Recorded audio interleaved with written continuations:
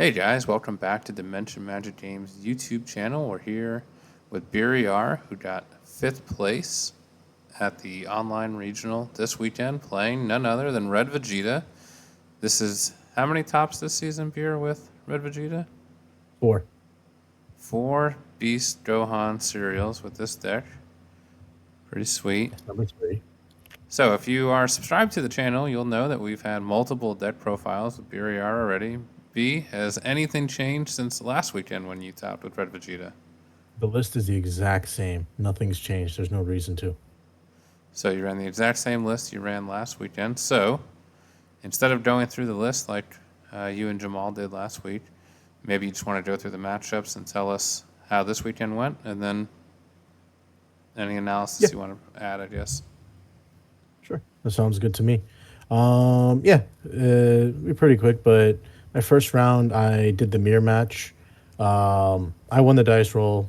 I went first. I set up the Gogeta on 2. He did not set up the Sin Shenron on 2, so I had Gogeta live through several turns, and he couldn't recover. That's pretty much the gist of it, honestly. If you're not running Sin, you're messing up, unfortunately. He had it, he just didn't play it, but, we talked about it after. Round 2, I was facing somebody playing Rainbow Gogeta. Pretty fun deck to face, honestly. Pretty fun deck to play as well. Unfortunately, the guy has not really faced much Vegeta, so he unfortunately had to deal with a lot of nasty stuff that my deck does. He did try to do something cool. He did cast UR number 1, and he tried to kill me on turn 3. I respect to him. I mean, I defended it, obviously, but, kudos to him. Nothing but respect, man. Like, seriously. It takes a brave man to play Yano, and I love it. It's actually a super fun deck.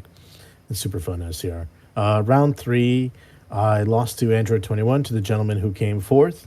I'll be honest, I was definitely off my game when I faced him. I actually faced him last week, round 1. I beat him round 1 last week, but this week I faced him. I lost in time. Anything that could go wrong went wrong. I didn't see a checkland Broly till turn 5.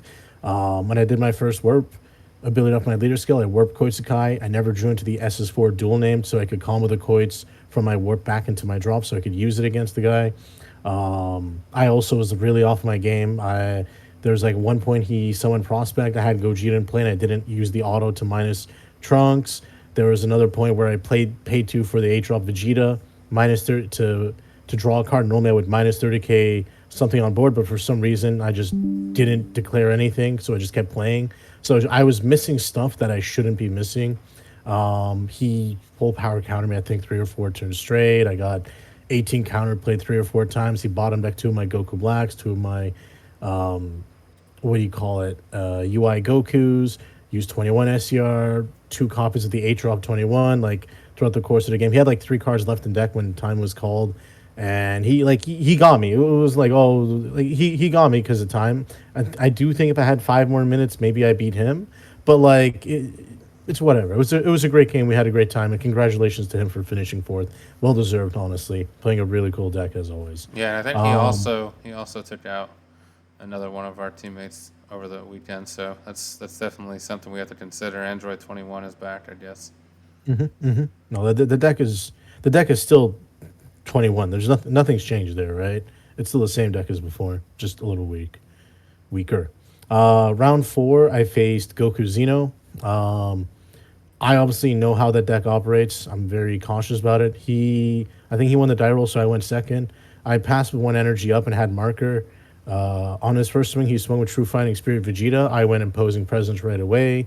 And on his subsequent swings, I comboed 1 or 2 cards from hand.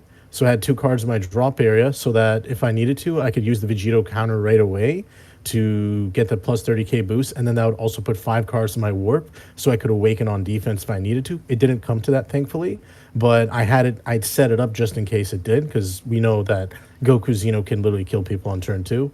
I got him on my turn 4, playing Evil Saiyan and a few other things. Otherwise, nothing too crazy. He Oceanus to defend himself. At one point, going to my turn 4, he passed the 3 energy up. He petrified my Evil Saiyan, and then he paid 2 for Oceanus. But I popped Oceanus and just pushed through and got him because, I have like 30, 40 cards left in deck. Who cares? Just attack.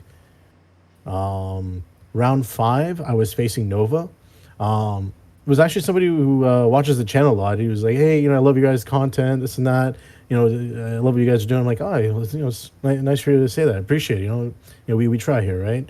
Um, it was a pretty standard match, honestly. I won the dice roll. I did what you're normally supposed to do with Vegeta, and I was very cautious playing around the Gogeta SCR. There are multiple times where I'm passing with like 2 or 3 energy up, making sure there's only like 4 or 5 cards in rest. I think at one point I passed with 3 energy up just because I'm like, yeah, you're not doing any funny business against me. I don't care. He was trying to dig for his SCR, and then at one point I thought he had Gohan Piccolo, but he actually had Gogeta. He just couldn't draw into it, and at one point I just got him good. He Vegetoed, he tapped out, and I just kept pushing, and then I played the Boozy Unison, and I think that was like my last swing, and I just dumped on that, and he died. There's nothing more to say there. Round 6, I was facing Red Bull Launch. Um, one of the guys who hangs out with us actually. I don't know his proper name. It's like Death Kill is his Discord name, whatever. But nice guy. Our game ended up going to time. Red Bull Launch is very powerful deck.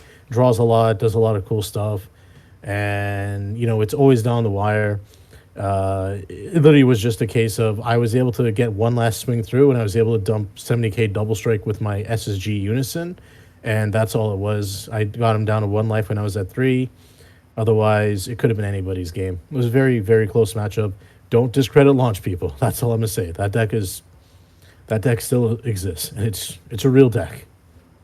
And then the final matchup, I had the mirror match against Carlos. I faced him a few times before. It was unfortunate we had to face off because he had been messaging me throughout the week. Hey, just advice this that on the matchup for Vegeta, and I explained this and explained that. But obviously, when it comes to the rematch, he won the dice roll. He got to go first, which is always important in the mirror. But I have a lot of raw experience in the matchup as well, and he was only recently picking up. He didn't play poorly or anything like that. It's just I knew the lines I need to take going second in the matchup, and there's a few weak points where he did not clear my Sin's Unison, and it stuck the whole game. Like from turn 2 till I killed him on turn 4 or 5, it stuck around the whole match, and I just kept popping at least 1 or 2 cards every turn. And even on the turn that I killed him, he had tenacious to me, and it didn't even matter. I just killed him with Unisons. I used the Sin, I used like one battle card swing, leader swing, and then I finished him with the Jiren's Unison. So don't forget about your Unisons, boys. It's real important. But yeah, that was kind of my day. It was not bad. All right, so X1 again. 4 Beast Gohans. Is there any reason you think to switch it up? I'm not sure if you're going to Virginia, but it seems like you've been on the Vegeta train. There's no reason to switch. You see it being still strong in the upcoming meta.